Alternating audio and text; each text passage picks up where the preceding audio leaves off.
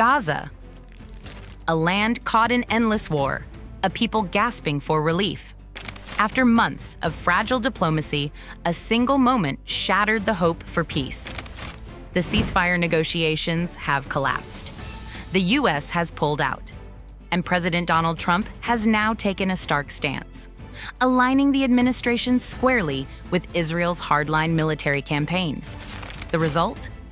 An intensifying humanitarian crisis.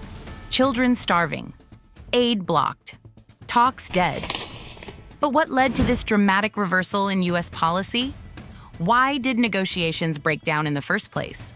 And what does Trump's new approach signal for the future of the Middle East? Today, we take you deep behind the headlines to examine the breakdown of diplomacy, the rise of military escalation, and the cost paid by millions of innocent lives. The collapse of talks. Let's begin with the moment everything changed. U.S. giving up on Gaza in negotiations? Yeah, Gaza, they pulled out of Gaza. They pulled out in terms of negotiating. It was too bad. Hamas didn't really want to make a deal. I think they want to die, and it's very, very bad. In early July, ceasefire negotiations between Israel and Hamas were being held in Doha, Qatar, facilitated by key international stakeholders, including the United States, Egypt, and Qatar. For weeks, diplomats had been working around the clock on a 60-day phased ceasefire proposal. The framework was cautiously optimistic. A gradual release of Israeli and Palestinian hostages, the partial redeployment of Israeli forces, improved humanitarian access to besieged areas of Gaza, dialogue about future disarmament strategies. But suddenly, everything fell apart. U.S. negotiators walked away, accusing Hamas of bad faith proposals. According to U.S. Special Envoy Steve Witkoff, Hamas's delegation left the table and returned home for consultations, signaling deep internal disagreement or potential strategic delay. Israeli officials, almost in lockstep, also backed out, indicating the breakdown may have been coordinated between Washington and Tel Aviv to apply pressure on Hamas. President Trump's public statements removed any ambiguity. "I think they want to die," he said in reference to Hamas leaders. "It's very bad.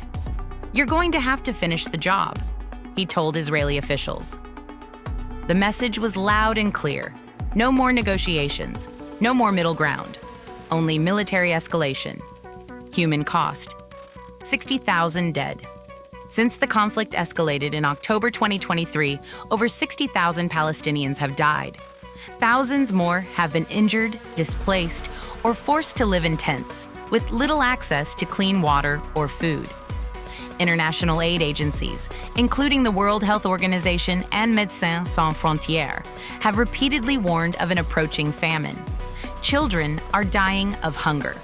Hospitals are overwhelmed. Pregnant women lack basic care. Medicine is running out. The images coming out of northern and central Gaza are harrowing. Skeletal children, lifeless bodies in rubble, food lines ending in gunfire. And yet, with the diplomatic channels now frozen, the crisis continues to spiral. To address the humanitarian emergency, the Trump administration announced a new initiative, the Gaza Humanitarian Foundation, or GHF. On paper, the GHF aims to provide food and medical supplies through military-protected distribution points. But in reality, it has drawn immense criticism.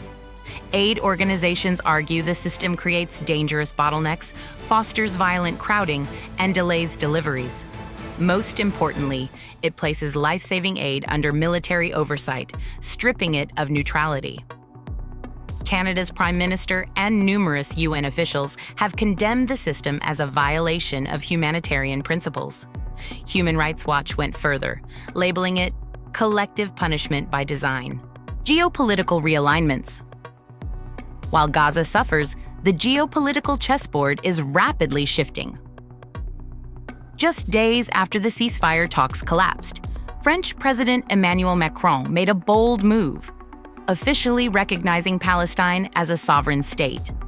France became the first G7 nation to do so. Trump's reaction? It carries no weight. He dismissed. The statement underscores the administration's new posture, dismissing international diplomacy in favor of brute military strength. Meanwhile, a new movement is gaining momentum across the United States. Over 100 advocacy organizations and civil liberties groups have launched what they call the People's AI Action Plan.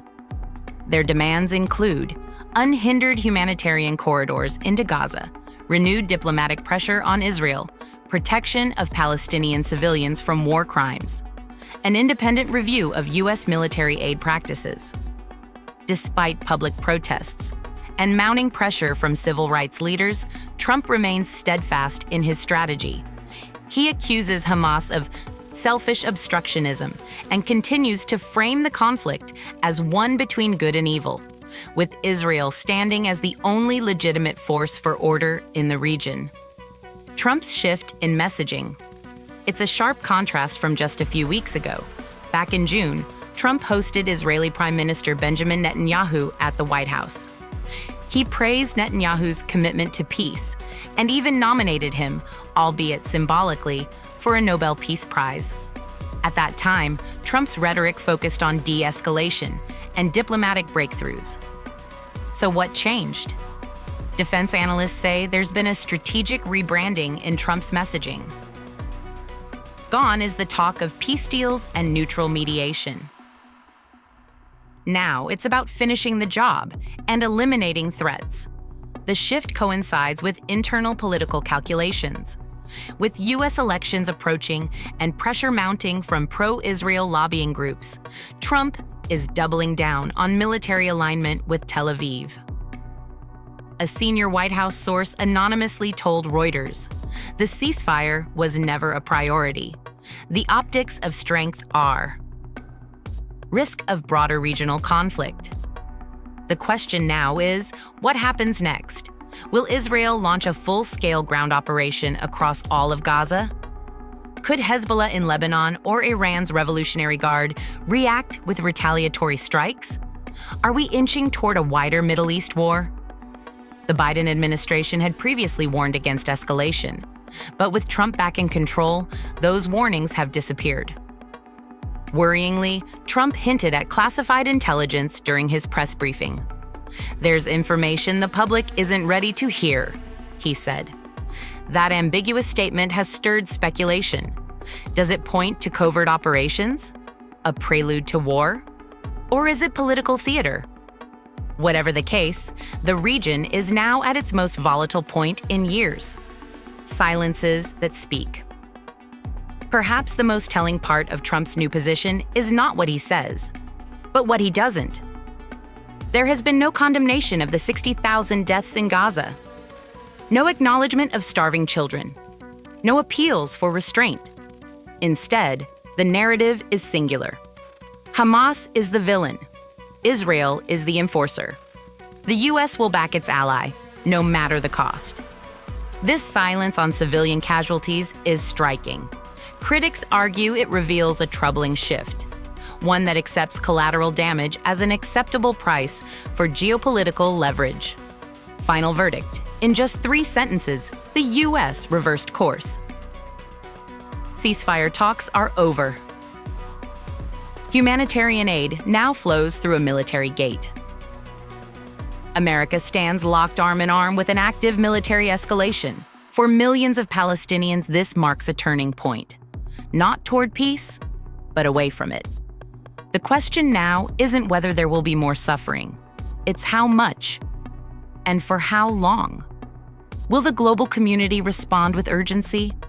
Or will history remember this moment as the day diplomacy was replaced with destruction? The world is watching.